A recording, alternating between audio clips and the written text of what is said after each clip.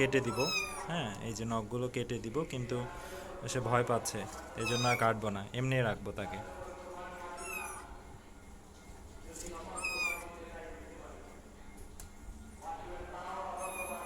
ওই যে পাহারাদার আসছে, তার মা। কি মায়ের কাছে যাব? মায়ের কাছে দিব? আচ্ছা, মায়ের কাছে দিচ্ছি একটু, আবার ফিরে আসবে আমার কাছে আমি জানি, তারপর আমি দিচ্ছি মায়ের কাছে। ওকে, চলো, let's go, let's go. Receive, receive.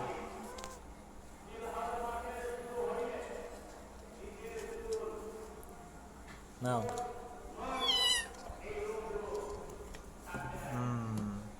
Happy?